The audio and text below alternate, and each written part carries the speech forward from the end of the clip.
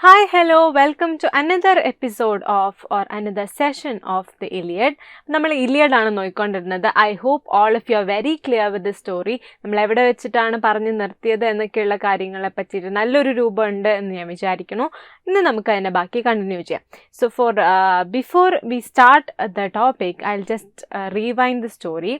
So I will tell you in Malayalam so that will be better. നമുക്ക് ആരുണ്ടായിരുന്നു? Trojan വാറാണ് നടക്കുന്നത്. ഇലിയഡിൻ്റെ backdrop എന്താണ്? Trojan വാറാണ്. Trojan വാർ നടക്കുന്നത് ഗ്രീക്സും ട്രോജൻസും തമ്മിലാണ്. And the war was fought four 10 long years. And why was the war fought? നമ്മളൊരു മീമൊക്കെ കണ്ട് ഓർക്കുന്നുണ്ടോ? Did this war began over a girl എന്ന് ചോദിച്ചോണ്ട്. Yes, of course the war began over a girl called Helen of Sparta. Helen was abducted by the Trojan prince ആയിട്ടുള്ള Paris ഹെലനെ abduct ചെയ്തുകൊണ്ട് പോവാണ്. And Helen ആരാണ്? മെനലേയസിൻ്റെ വൈഫാണ്. Menelaus is a Greek commander and also king of Sparta. മെനലേയസിൻ്റെ ബ്രദറാണ് Agamemnon. But the Iliad deals with only the last few weeks of the Trojan war. And last few വീക്സിൽ എന്താണ് സംഭവിക്കുന്നത്? 9 years കഴിഞ്ഞ് കുറച്ച് നാൾ കഴിഞ്ഞപ്പോൾ ക്രൈസസ് എന്ന് പറയുന്ന ടൗണിനെ അവർ പിടിച്ചടക്കുകയും 2 വാർ ബൂട്ടിനെ അവർക്ക് കിട്ടുകയും ചെയ്യുന്നു, ക്രൈസിയസ് ആൻഡ് ബ്രൈസിയസ്. അപ്പോൾ അവിടുത്തെ 2 ഹീറോസ് ആയിട്ടുള്ള അഗമെമ്നനും അക്കിലീസും കൂടെ ഇത് രണ്ടുപേരും എടുക്കുകയാണ്, ക്രൈസിയസിനെയും ബ്രൈസിയസിനെയും. പക്ഷേ ക്രൈസിയസിൻ്റെ ഫാദർ കുറേ പൈസ കൊടുത്തിട്ട് ക്രൈസിയസിനെ തിരിച്ചു വാങ്ങാൻ വേണ്ടി ശ്രമിക്കും. പക്ഷെ അഗമെമ്നൻ കൊടുക്കത്തില്ല. അതിന് പകരമായിട്ട് ക്രൈസസ് എന്ത് ചെയ്യും? അപ്പോളോ ഗോഡിനോട് പ്രാർത്ഥിച്ചിട്ട് ഗ്രീക്ക് ആർമിയിലുള്ള ആൾക്കാർക്ക് പ്ലേഗ് വരുത്തണേ എന്ന് പറയും. അങ്ങനെ സംഭവിക്കുകയും അതിൻ്റെ റീസൺ ക്രൈസിയസ് ആണെന്ന് മനസ്സിലാക്കിയ അഗമെമ്നൻ ക്രൈസിയസിനെ തിരിച്ചേൽപ്പിക്കുകയും ചെയ്യുന്നു. അതിനുശേഷം ബ്രൈസിയസ് അക്കിലീസിൻ്റെ പക്കലാണല്ലോ ഉള്ളത്. ബ്രൈസിയസിനെ വേണമെന്ന് നിർബന്ധം പിടിക്കുകയും താനാണ് കമാൻഡർ, അതുകൊണ്ട് തന്നെ കമാൻഡർ ഇൻ ചീഫ്, തനിക്കാണ് ഇതിനുള്ള അധികാരം എന്ന് പറയുന്നത് അക്കിലീസിനൊരു പേഴ്സണൽ ഇൻസൾട്ടായിട്ട് മാറുകയും അക്കിലീസ് എന്ത് ചെയ്യുന്നു? അക്കിലീസ് വാറിൽ നിന്ന് ബാക്ക് ഔട്ട് ചെയ്യുകയാണ് ചെയ്യുന്നത്. അതിനുശേഷം അക്കിലീസ് ഒന്നുകൂടെ ചെയ്യുന്നുണ്ട്. തൻ്റെ അമ്മയായിട്ടുള്ള തെറ്റിസിനോട് പറഞ്ഞിട്ട് സുപ്രീം ഗോഡായിട്ടുള്ള സിയോസിനോട് ഗ്രീക്സ് തോൽക്കാൻ വേണ്ടി പ്രാർത്ഥിക്കാനും കൂടെ പറയുന്നുണ്ട്. അതിനുശേഷം ഗ്രീക്സിൻ്റെ അവസ്ഥ മോശമാണെന്ന് കണ്ട അക്കിലീസ് തൻ്റെ വളരെ അടുത്ത സുഹൃത്തായിട്ടുള്ള പെട്രോക്ലിസിനെ വാറിലേക്ക് ഫൈറ്റ് ചെയ്യാൻ വേണ്ടി വിടുന്നുണ്ട്.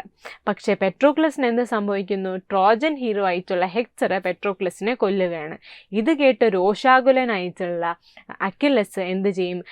അഗമെമ്നനുമായിട്ട് റീകൺസൈൽ ചെയ്തിട്ട് വാറിലേക്ക് തിരിച്ചു പോകും.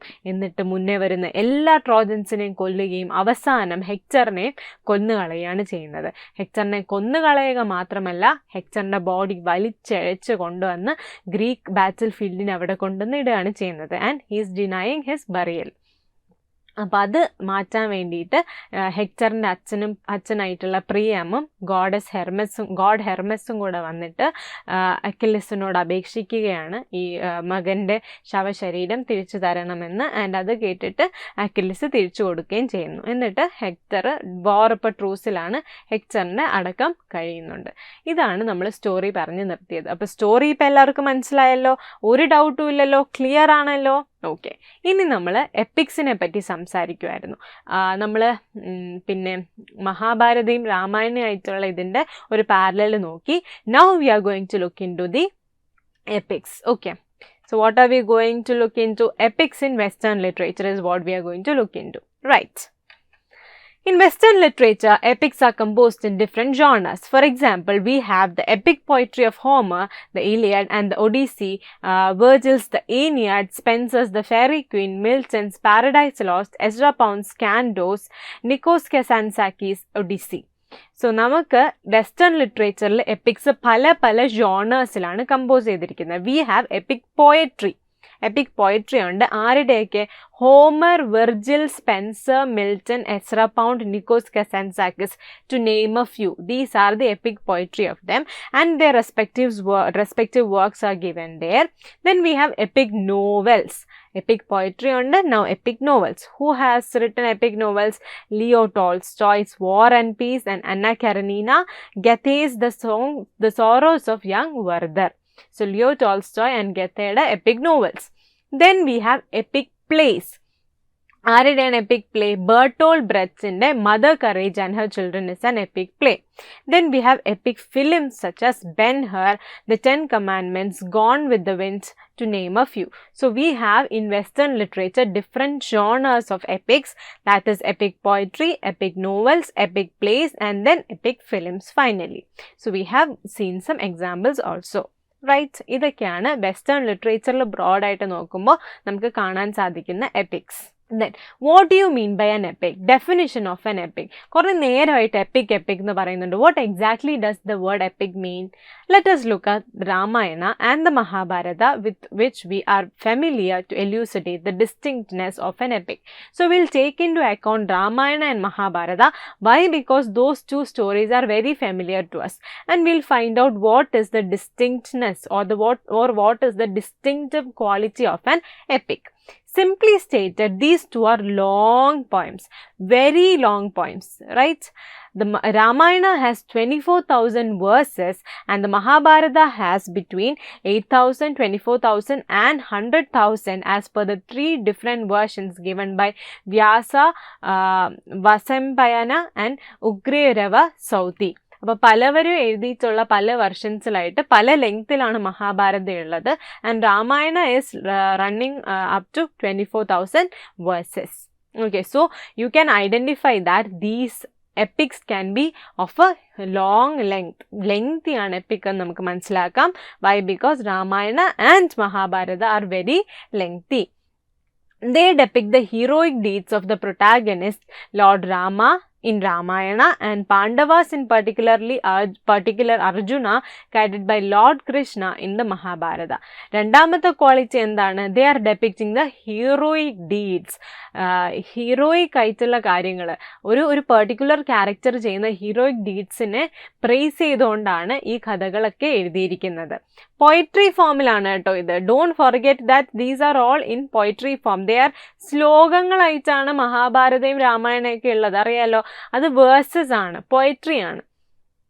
ഓക്കെ, സോ രാമായണത്തിനകത്ത് നമുക്ക് ലോർഡ് രാമയുടെ ഹീറോയിക് ഡീഡ്സ് കാണാൻ സാധിക്കുന്നുണ്ടെങ്കിൽ മഹാഭാരതയ്ക്കകത്ത് പാണ്ഡവരുടെ, particularly Arjuna who was led by lord Krishna, അവരുടെ ഹീറോയിക് ഡീഡ്സ് ആണ് കാണാൻ പറ്റുന്നത്. സോ രണ്ട് ഡിസ്റ്റിങ്ക്റ്റ് ക്വാളിറ്റി എന്താണ്? They are long and they depict heroic deeds of the protagonist. Okay, then these two Indian epics are known as itihasa and means thus-verily-happened. Therefore, itihasa or the epic means history as it truly happened. ഈ രണ്ട് എപ്പിക്സിനെ നമ്മൾ ഇതിഹാസങ്ങൾ എന്ന് പറയാറുണ്ട്. Ramayana and Mahabharata both are called itihasas. Itihasa's word meaning is itihasa, which means thus-verily-happened. That means what? History as it truly happened. എങ്ങനെയാണോ history നടന്നത് അതുപോലെ എഴുതി വെച്ചിരിക്കുന്നു എന്നാണ് അതിൻ്റെ word meaning. From the above we can conclude that an epic poem is a long poem including history, a definition endorsed by the American poet and critic Ezra Pound that depicts the heroic deeds of the protagonist. അപ്പോൾ നമ്മൾ ഇത്രയും characteristics കണ്ടതിൽ നിന്ന് വെച്ചിട്ട് how can we define an epic? We can define an epic as something of a long length, which is a poem of long length which includes history and also depicts the heroic deeds of the protagonist, which is lengthy, which includes history and depicts the heroic deeds of the protagonist. Okay, so that is an epic just by looking into the distinctive characteristics of both these epics that we know. Now, yet another aspect of the epic is it is a work of art surpassing the dimensions of realism. Mary മക്കാർത്തിയുടെ ഒരു ഡെഫിനിഷനാണ് surpassing the dimensions of realism. Realistic ആയിട്ടുള്ള കാര്യങ്ങളെ surpass ചെയ്യുന്ന രീതിയിൽ ഒരു തരത്തിൽ അത്ഭുതം തോന്നുന്ന രീതിയിലുള്ള കാര്യങ്ങളാണ് അതിനകത്ത് എഴുതിയിട്ടുണ്ടാവുക.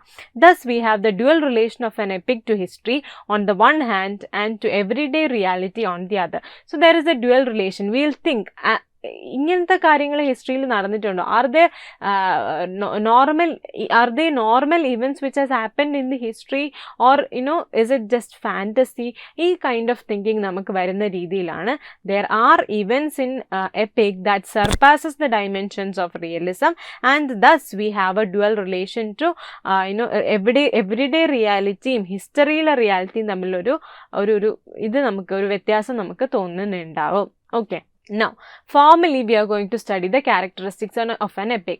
Now, we already know that epic is a long poem which depicts the heroic deeds of the protagonist, and it also has some amount of history in it. But there is some kind of events which surpasses the dimensions of realism also. So, what exactly are the characteristics of an epic is what we are going to look into. Okay. First character is that it has an exalted theme. Okay. Exalted theme dealing with the heroic deeds of a great man, a king or a leader or a warrior of exceptional merit.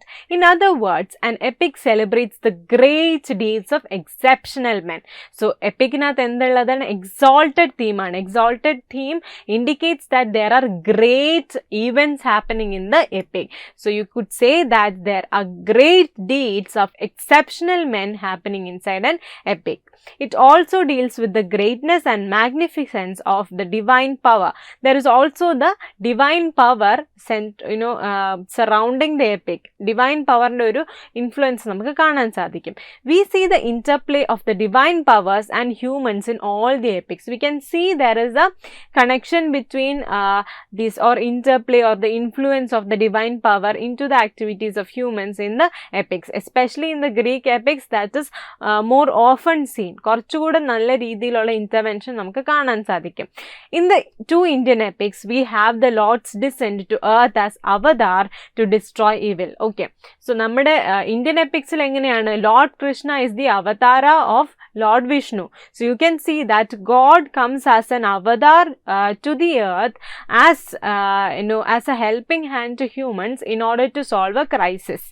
And coming to the Iliad and the Odyssey, the gods intervene in human affairs that determine the fate of the humans. അവിടെ അവതാരത്തിനൊന്നും wait ചെയ്യില്ല. They directly interfere in the activities happening in the war or some sort of crisis. So, you can see that an epic is something which has an exalted theme which represents the heroic deeds of great men, where there is also an influence of the divine power. And that is why it is called an exalted theme. ഒരു ലെവലിനെക്കാട്ടിൽ പൊങ്ങിയൊരു ലെവലിലുള്ള themes ആണ് നമുക്ക് കാണാൻ സാധിക്കുന്നത്. Second one is that epic is long and epic is large in scale. Okay. The inherent quality of an epic is its expansive or large scale proportion. It was mostly written in verse in the ancient times. As I already mentioned, it is in verse. And though in modern times epic novels and epic plays have used the prose form. ഇന്നത്തെ കാലത്ത് prose formൽ നമുക്ക് എന്ത് കാണാം? epic novels കാണാം, epic plays എല്ലാം കാണാം. But normally or anciently epics എന്ന് പറഞ്ഞാൽ totally was in verse. Western epics are either in 12 books or multiples of 12. 12 books ആണ് അവരുടെ ഏറ്റവും കുറഞ്ഞ സംഭവം. സോ എത്രയും ലോങ് ആണെന്നുള്ള കാര്യം നിങ്ങൾ ഓർക്കുക. Ancient epics are either in 12 books or multiples of 12, 24 അങ്ങനെ പോകും. Okay. The Iliad and the Odyssey consist of 24 books each. They have 24 books each. Virgil's Aeneid is in 12 books.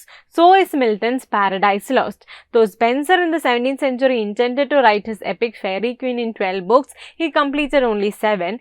Indian epics do not follow the Western tradition of using 12 as a unit. Okay, so an epic, a Western epic is very large in scale. Normally an epic is very large in scale, and especially Western epics, they are either in 12 books or in multiples of 12. നമ്മൾ അത് എടുത്ത് നോക്കിക്കഴിഞ്ഞാൽ Iliad and Odyssey are in 24 books. Virgil's Aeneid is in 12 books. Milton's Paradise Lost was also intended to be in 12 books, but the author could only finish 7 books. That is also there. Okay, but Indian epics അങ്ങനെ ഒരു tradition follow ചെയ്യുന്നില്ല. So the second quality of or characteristic of an epic is that it is very large in scale. Okay, now third characteristic is that an epic presents heroic ideals such as courage, honor, sacrifice, patriotism and kindness. It also gives a clear picture of the social and cultural patterns of contemporary life. So what is the third characteristic of an epic? The third characteristic of an epic is that it presents heroic ideals, heroic qualities ആണ് present ചെയ്യുന്നത്. What is the heroic qualities? Courage, honor, sacrifice, patriotism, kindness. ഇങ്ങനെയുള്ള heroic ആയിട്ടുള്ള ഐഡിയൽസും ക്വാളിറ്റീസും എല്ലാം അത് portray ചെയ്യുന്നുണ്ട്. It also gives a clear picture of the social cultural patterns of contemporary life. അന്നത്തെ കാലത്തെ ലൈഫിനെ പറ്റിയിട്ടുള്ളൊരു ക്ലിയർ പിക്ചർ നമുക്ക് കിട്ടാറുണ്ട് എപ്പിക് വായിക്കുമ്പോഴത്തേക്കും. Okay, now fourth characteristic of an epic is that an epic language consists of ornamental similes, recurrent epithets, stock phrases and an expressive style. So it is written in a very different language, very ornamental language, very pedantic language. Okay, classical epics were originally recited and they were oral epics, and hence the use of recurrent phrases in the oral transmission of the poems, as they served as mnemonic aids for both the singer and the audience alike. അപ്പം പണ്ടത്തെ കാലത്ത് epics ഇങ്ങനെ പറഞ്ഞിരിക്കണം. ഇപ്പം രാമായണമൊക്കെ ആണെങ്കിൽ നമ്മൾ പണ്ടത്തെ കാലത്ത് മുത്തശ്ശിമാരൊക്കെ ഇങ്ങനെ അത് ചൊല്ലിക്കൊണ്ടിരിക്കുന്നത് നമ്മൾ കേൾക്കാറുണ്ട്. and അത് ചൊല്ലുമ്പോൾ there is a kind of repetition, and ഈ റെപ്പറ്റീഷൻ എന്തിനായിരുന്നു? നമുക്കത് ഓർമ്മ നിൽക്കാൻ കൂടി വേണ്ടിയിട്ടായിരുന്നു. ആ റെപ്പറ്റീഷനും ആ റെക്കറൻറ്റ് എപ്പിതെറ്റ്സും ഓർണമെന്റൽ ആയിട്ടുള്ള language, it's not written in usual language അല്ലേ. നമ്മളിപ്പോൾ ഒരു മലയാളത്തിൽ നമ്മളൊരു പിന്നെ ഇതിഹാസം എടുത്ത് വായിച്ചു നോക്കിയാൽ കൂടിയിട്ട് അതിനെ നമുക്ക് മനസ്സിലാക്കാൻ വളരെ ബുദ്ധിമുട്ടാണ്. ഓരോ ശ്ലോകങ്ങളും വ്യത്യസ്തമായിട്ടാണ് എഴുതിയിരിക്കുന്നത്, സംസ്കൃതം കലർത്തിയാണ് എഴുതിയിരിക്കുന്നത്. അപ്പോൾ അങ്ങനത്തെ കുറേ ബുദ്ധിമുട്ടുകൾ നമ്മൾ സാധാരണ മലയാളത്തിലെ ട്രാൻസ്ലേഷനിൽ വായിക്കുമ്പോൾ പോലും ഉണ്ടാവുന്നതിൻ്റെ reason is because the epic language is what is used in an epic, and it has ornamental similes, recurrent epithets and stock phrases and an expressive style. And ഈ ഒന്നിൽ കൂടുതൽ തവണ അത് ചൊല്ലുന്നത് is a mnemonic aid. Mnemonic എന്ന് പറഞ്ഞാൽ നമ്മുടെ മെമ്മറിയിൽ അത് നിൽക്കാൻ വേണ്ടിയിട്ടുള്ള ഒരു എയ്ഡ് ആയിട്ടും അതിനെ ഉപയോഗിക്കാറുണ്ട്. So what are the characteristics of an epic? To rewind, exalted theme is one character, രണ്ടാമത്തെ character is its length, third is heroic ideals, and fourth is its ornamental language. Now, അഞ്ചാമത്തത് is that an epic poet possesses a high degree of imaginative power, what is referred to as poetic inspiration, and an equally high degree of consciousness of technique. So, whenever an epic poet is writing an epic, he has this kind of an imaginative power, high degree of imaginative power. അതുകൊണ്ട് തന്നെ ആയിരിക്കണമല്ലോ ഇത്രയും വലുതും ഇത്രയും expressive ആയിട്ടുള്ള ഇത്രയും exalted തീമുള്ളൊരു കാര്യം എഴുതുന്നത്. അത്രയും നല്ലൊരു poetic inspiration ഉണ്ടെങ്കിൽ മാത്രമേ ഒരാൾക്ക് അത് എഴുതാൻ സാധിക്കുകയുള്ളൂ. So that is also there is a high degree of consciousness of technique. It's very much in perfection that a poet composes an epic with the ornamental language, the exalted theme, representing of the heroic ideals. All those things should come handy when they are composing an epic poem, and that is called the a poetic inspiration. That is what is referred to as the poetic inspiration of an epic poet when it comes to composing an epic poem. Okay, so anjamathe characteristic is the poetic inspiration. And then going on to the sixth one, an epic is characterized by the unity of action. Unity of action is very important. What is unity of action? Aristotle, the ancient Greek philosopher and scientist, had prescribed three principles of dramatic construction: unity of action, unity of time, and unity of place. Unity of action means that there should be one action and subplots should be minimal. Unity of action എന്ന് പറയുന്നത് അല്ലെങ്കിൽ 3 unities എന്ന് പറയുന്ന concept കൊണ്ടുവന്നത് അരിസ്റ്റോട്ടിലാണ്. Especially നമ്മൾ ട്രാജഡീസിലും പ്ലേസിലുമാണ് അത് പറയുന്നത് 3 unities. Unity of action, unity of place and unity of time. അത് മൂന്നും പാലിക്കണം എന്നാണ് പറയപ്പെടുന്നത്. സോ യൂണിറ്റി ഓഫ് ആക്ഷൻ വളരെയധികം പാലിച്ചുകൊണ്ടാണ് an epic is composed. What is unity of action? Unity of action says that there should be one action, one primary action should be the focus, and even if subplots are there, that should be minimal and it should not hinder the main action of the epic. That is called unity of action. So an epic is characterized by unity of action. So what are the characteristics of an epic? It has an exalted theme, it is large in scale, it has the representation of heroic ideals, and it is nalamthe endairunnu ornamental language, and fifth one is the poetic expression, and sixth one is the unity of action. Okay, right. തീർന്നിട്ടില്ല, ഇനിയുണ്ട്. ഏഴാമത്തെ എന്താണ്?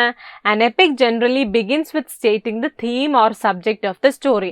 Epic തുടങ്ങുമ്പോൾ തന്നെ it should state the theme or subject. The first lines of an epic poem indicate the subject the poem will treat.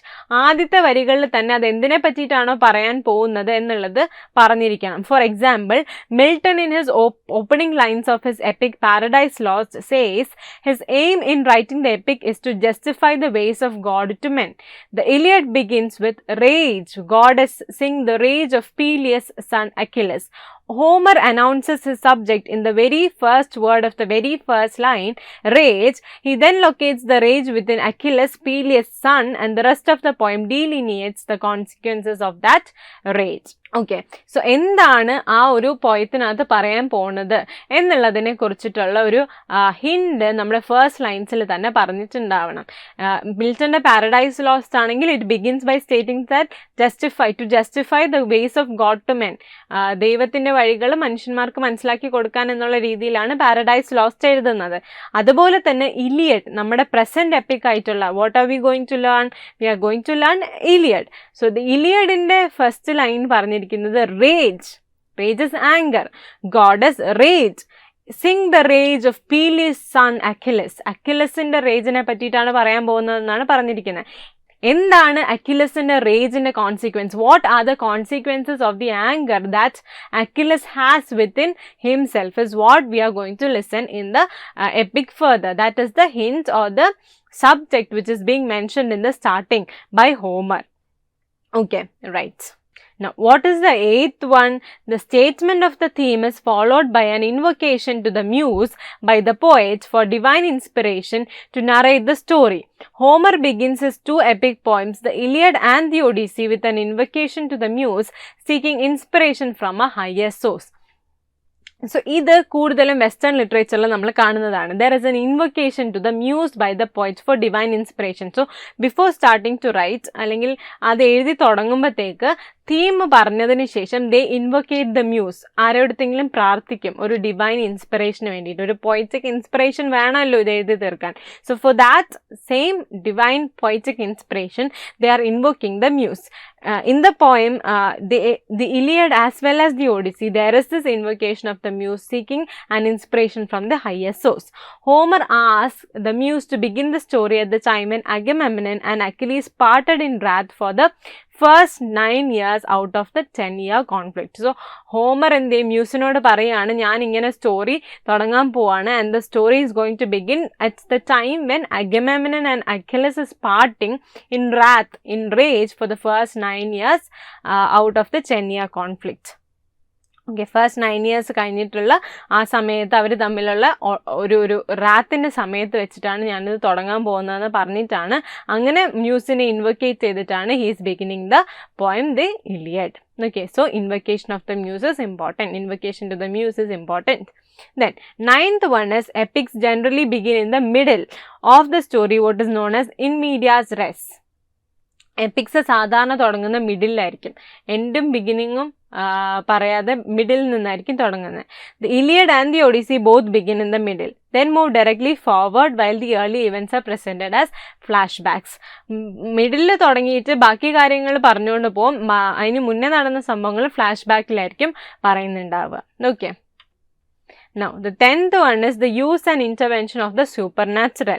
Supernatural use and intervention. Epic presents deeds of great valor and reflect superhuman courage, especially when humans encounter supernatural forces such as gods, angels, demons who intervene in human affairs. The Greek epics are replete with the intervention of the gods, and their interventions and cunning actions help seal the fates and decide the outcomes of the actions of the humans who are under their patronage. Divine intervention is present from the very beginning in the Iliad. പത്താമത്തെ characteristic is that we can find supernatural intervention, and supernatural intervention is because or is there when supernatural forces such as God and angels and demons interfere in human affairs. That is very much seen in Greek epics, because അതിനകത്ത് നമുക്ക് God's directly ഗോഡ്സിൻ്റെ ആക്ഷൻസിൻ്റെ ഫലങ്ങൾ കാണാൻ പറ്റുന്നുണ്ട്. ഗോഡ്സിൻ്റെ പേട്രണേജിൽ ഇരിക്കുന്ന കുറേ ആൾക്കാർ ആ ഗോഡിനോട് പ്രാർത്ഥിക്കുമ്പോഴത്തേക്ക് അവരുടെ കാര്യങ്ങൾ സാധിച്ചു കൊടുക്കാൻ വേണ്ടിയിട്ട് ഗോഡ്സ് വരുന്നുണ്ട്. സോ അങ്ങനത്തെ കാര്യങ്ങൾ divine intervention is there from the beginning in the Iliad also. Okay, then 11th one is that catalogs and genealogies are given. These long list of object, places and people place the finite action of the epic within a broader universal context. Often the poet is also paying homage to the ancestors of audience members. Main characters give extended formal speeches. So catalogs and genealogies ഉണ്ട്. അപ്പോൾ കുറേ long list of ഓബ്ജക്ട്സും പീപ്പിളും ഒക്കെ അതിനകത്ത് കൊടുത്തിട്ടുണ്ടാകും. And ഇതിനെ എന്ത് ചെയ്യുന്നു, ഈ ഒരു കഥേനെ ഒരു യൂണിവേഴ്സൽ കോണ്ടെക്സ്റ്റിൽ പ്ലേസ് ചെയ്യാൻ വളരെയധികം സഹായിക്കുന്നു. And there are many formal speeches, extended formal speeches given by the main characters also. Okay, right. Finally ഇതിനകത്ത് പറയാത്തൊരു കാര്യമുണ്ട്. I don't always kill my main characters, but when I do, okay, yeah, I always do. That means എപ്പിക്സിനകത്ത് കുറേ അധികം മരണങ്ങളും നമുക്ക് കാണാൻ പറ്റും, and mostly of the main characters. ഇലിയഡിനകത്ത് ആരാ മരിക്കുന്നത്? ഹെക്ടർ മരിക്കുന്നുണ്ട്, പാട്രോക്ലസ് മരിക്കുന്നുണ്ട്, ബാക്കി എന്താണെന്ന് നമുക്ക് നോക്കാം. Okay, so that is what is happening in the Iliad also. So what are the characteristics of epic? Characteristics of epic is എന്ന് പറയുന്നത് എന്തൊക്കെയാണ്? എക്സോൾട്ടഡ് തീം ഉണ്ട്, ദെൻ ലോങ് അല്ലെങ്കിൽ ലെങ്ത് പറയുന്നുണ്ട്, then heroic deeds in the presentation, ornamental language, supernatural elements, പിന്നെ catalogues, ജീനിയോളജീസ്, പിന്നെ എന്തൊക്കെയാണ്, poetic inspiration, beginning in medias res, invocation to the muse, theme in the presentation in the beginning. So all these are characteristics of the epic, along with the killing of the main characters. Okay, right. So latest സമ്മപ്പിലെ കാര്യങ്ങളാണ് ഞാനിപ്പോൾ already പറഞ്ഞത്. നമ്മൾ എന്തൊക്കെയാണ് different characteristics of EPIC എന്നുള്ളതാണ് ഇന്ന് പഠിച്ചത്. And we also looked into some of the different genres of the epics also. So please rewind all the things we have learned. And I also want all of you to read your SLM thoroughly. SLM നന്നായിട്ട് വായിക്കുക. ഇത് എപ്പോഴും ഞാൻ പറയുന്നതാണ്. SLM വായിച്ചു കഴിഞ്ഞാൽ മാത്രമേ നിങ്ങൾക്ക് ഇതുമായിട്ടൊരു കണക്ഷൻ കിട്ടത്തുള്ളൂ. And also take the help of the value added note and Exampedia. And also you have to write the objective test so as to get your facts very clear. എന്തൊക്കെ എവിടെയൊക്കെ നടന്നു എന്നുള്ള ഫാക്ട്സ് ക്ലിയർ ആയിട്ട് കിട്ടണം എന്നുണ്ടെങ്കിൽ, കാര്യങ്ങൾ പഠിച്ചത് ഓർമ്മയുണ്ടോ എന്ന് ചെക്ക് ചെയ്യണം എന്നുണ്ടെങ്കിലും you have to assess yourself constantly. And for that purpose you have to write the objective test. And I'll again come with the next session of the same lesson, same units. appo namukku adile veendum kaanan sadhikkum. And till then, keep learning, happy learning, and thank you.